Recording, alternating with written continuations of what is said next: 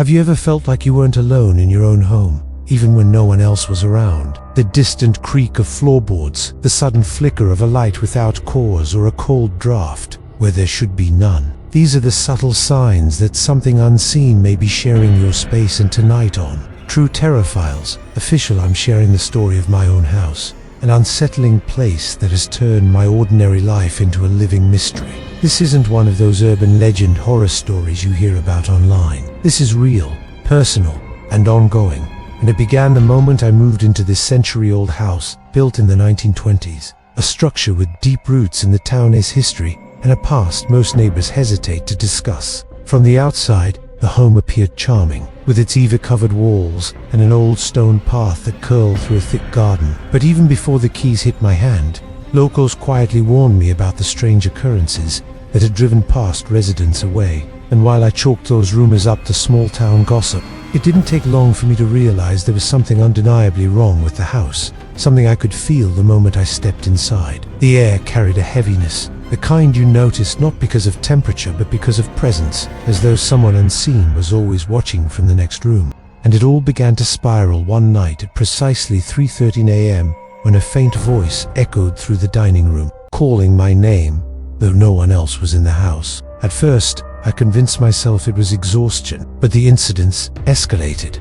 Lights flickering in perfect rhythm, objects shifting locations without explanation, and the unmistakable sensation of cold, invisible hands brushing my shoulder as I turned corners. I started documenting these events, setting up night vision cameras, EVP recorders, and EMF meters in key areas, particularly the dining room, basement, and narrow hallway where activity seemed strongest. And as the nights wore on, the evidence grew impossible to ignore. Timestamps showed multiple incidents between 2:47 a.m. and 3:20 a.m. Disembodied whispers caught on audio, unexplained shadows captured crossing hallways, and power surges that struck specific areas of the home, notably 3 upstairs bedrooms that history revealed once belonged to a single family over 70 years ago. Through property records and local archives, I learned that the house was originally owned by a watchmaker named Elias Kent, a solitary man whose sudden disappearance in 1935 left unanswered questions and hushed rumors of occult practices in the basement, a room still marked by strange carvings on its stone walls. Neighbors reported seeing flickering candlelight in those same basement windows years after Kent vanished, and every family who moved in afterward experienced unexplained disturbances, strange noises at night, objects vanishing, and an unsettling pattern of short stays ending in sudden departures. I interviewed 2 previous owners for this documentary, and their chilling testimonies matched mine. Accounts of distant whispers, phantom footsteps, and objects relocating on their own, always accompanied by flickering lights and electronic malfunctions. One former resident described waking to find every clock in the house frozen at 3:13 a.m., a detail I had independently recorded on 3 separate nights,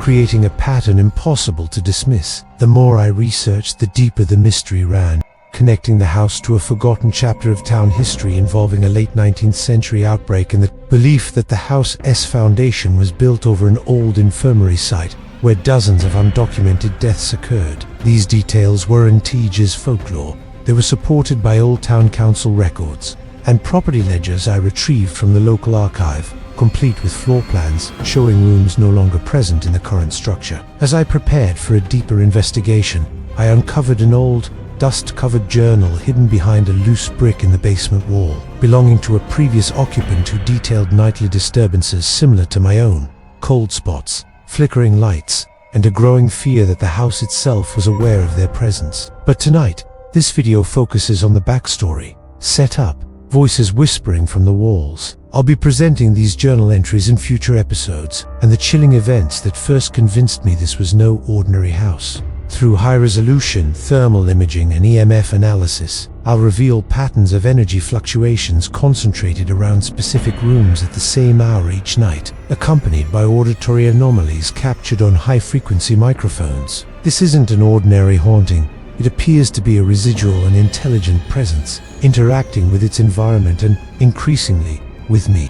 This series will offer detailed data logs, audio samples, thermal captures. I'll take you room by room, explaining the unsettling details, the flickering hallway light that pulses in perfect rhythm with MF spikes, the upstairs mirror that occasionally reflects figures unseen in the room and the basement, where unexplainable drops in temperature and sudden electronic malfunctions occur.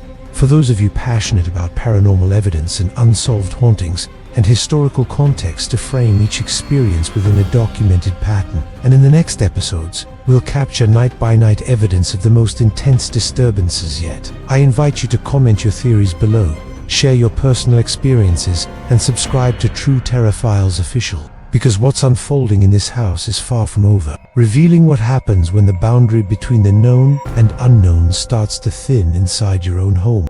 After laying out the unnerving history of my house in episode 1, tonight on True Terror Files Official, we dive deeper into the heart of the activity that has slowly transformed my life from routine to restless. As night after night, the unexplained events intensified, evolving from subtle whispers and flickering lights into full-blown documented phenomena that left me questioning the nature of what truly lurks beyond the veil of the visible world. And it all began with what I now refer to as the Night of the Whispers, when multiple audio recordings captured disembodied voices that seemed to originate not from a single source, but from every direction at once, surrounding me with faint breathy phrases like "not safe," "behind you," and "leave now," always between 2:47 and 3:20 a.m. A window of time that over the weeks proved to be the epicenter of activity within the house.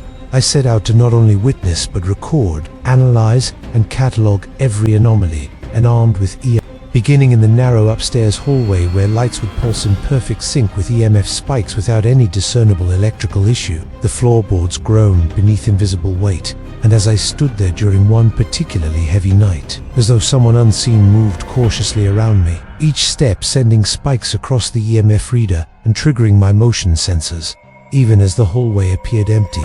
And to rule out natural causes, I systematically shut down HVAC systems, unplugged appliances, and eliminated any environmental interference.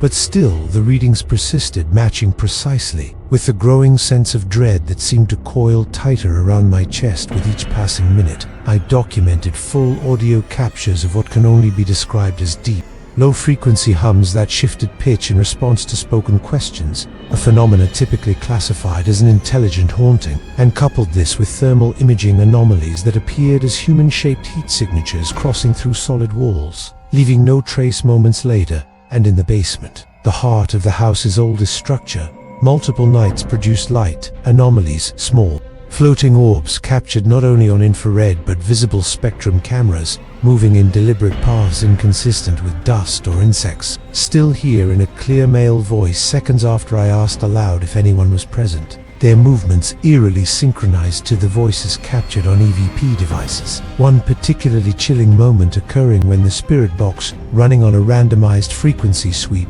returned the phrase. Reviewing these captures frame by frame, I began noticing a recurring figure, a shadow that would materialize at the base of the staircase before darting into the left hallway. All is between 3 o'clock and 3:10 a.m., triggering motion sensors and causing sudden drops in ambient temperature, sometimes by as much as 12 degrees in under 10 seconds, and a face in the mirror that warned him to leave.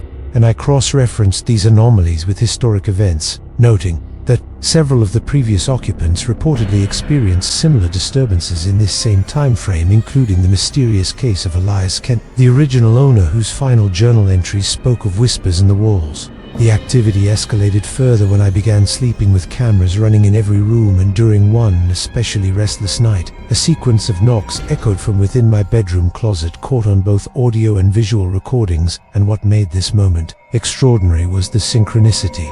The knocks occurred precisely as my bedside lamp flickered, the EMF reader surged, and the spirit box emitted the word warning, creating a trifecta of activity, verified by 3 independent devices, each capturing the event from a different angle. Over the next week, this pattern repeated, with cold spots forming near doorways, voices increasing in clarity, and electronic devices failing at critical moments. And what once felt like a passive presence began displaying signs of awareness, reacting to questions to my movements that this was either a residual energy loop tied to past trauma, or a sentient entity bound to the property by, and in one case a simple provocation where I asked if it could show itself, resulted in a loud crash from the basement. and a clear figure captured on thermal camera moving from left to right across the back wall before vanishing. The house, it seemed, had become not just a haunted location, but an active environment, responding to my presence and intentions, and through data logging I confirmed that the strongest readings consistently occurred near 3:13 a.m.,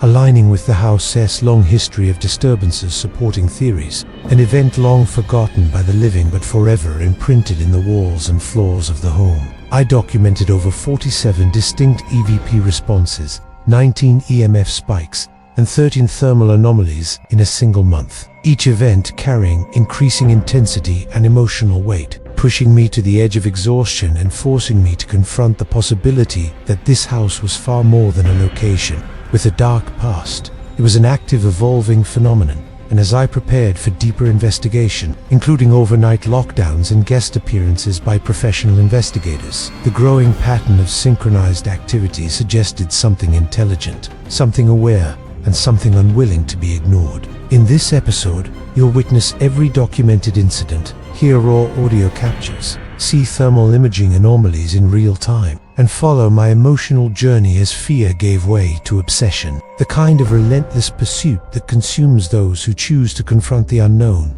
And as we continue into the third part of this series, I'll reveal the most disturbing encounter yet, a night where every device failed simultaneously. The EMF meters surged off the charts, and a voice, clear as day, whispered my name in the darkness. And I'll ask you once again, would you stay another night knowing what you've seen and heard? If you're as fascinated by these real haunted house stories, unexplained paranormal events, and documented ghost sightings as I am, hit that like button, subscribe, and stay tuned for part 3 of this series here on True Terror Files Official, where some mysteries refuse to stay buried. Everything had been building to the stir lingering voices, the synchronized electrical failures, the shadow figures creeping across thermal screens, and as I entered what would become the most terrifying night I've spent in this house, I had no idea the phenomena I'd recorded over the past 6 weeks would escalate to something I still can't fully explain. And tonight on True Terror Files Official,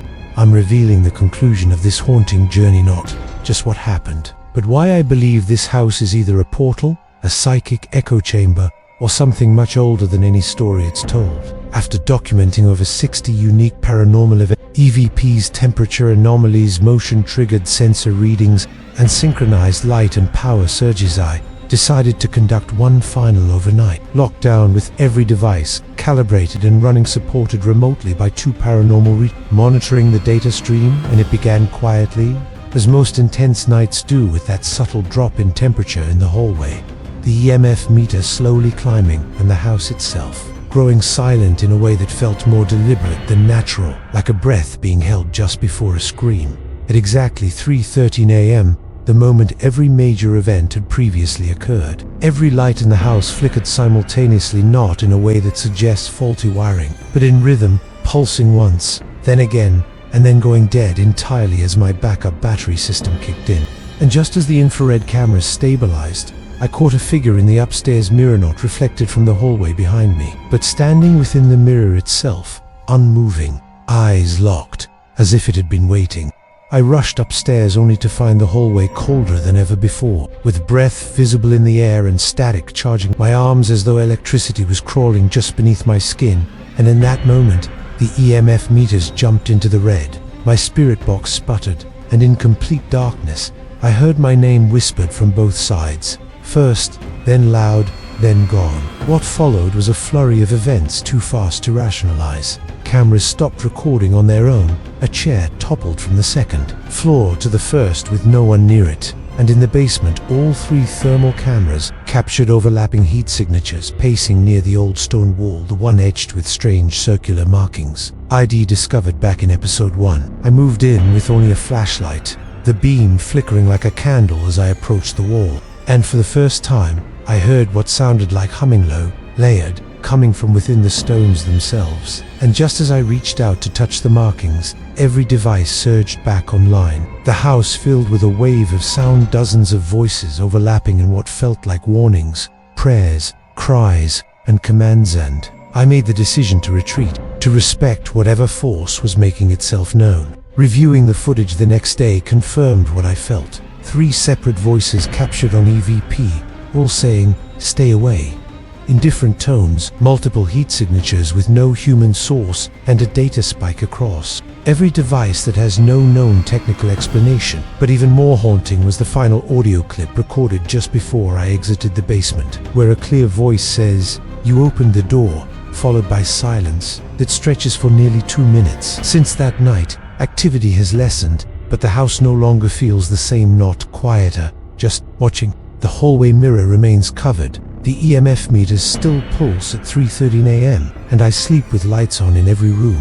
Some might say, I imagined it all, that the mind plays tricks when you expect fear, but with hundreds of hours of footage, verified device logs, and physical experiences I never consented to have, I can only say this: something exists in this house that is beyond explanation, whether it's tied to trauma, trapped time, or a deeper spiritual truth. I can't yet say, but it's real, it's watching, and it isn't done. I want to thank every one of you who has followed this story, shared your theories, and helped me stay grounded when fear made me question my sanity. This channel exists because of people like you, curious, cautious, brave enough to explore the unknown, and smart enough to question it. If you've experienced anything like this, comment below, because I want to compare patterns and continue this investigation with your help. Subscribe now to True Terror Files official, turn on notifications, and don't miss the next series where we explore a small abandoned motel with a history of sudden disappearances, whispering corridors, and strange light phenomena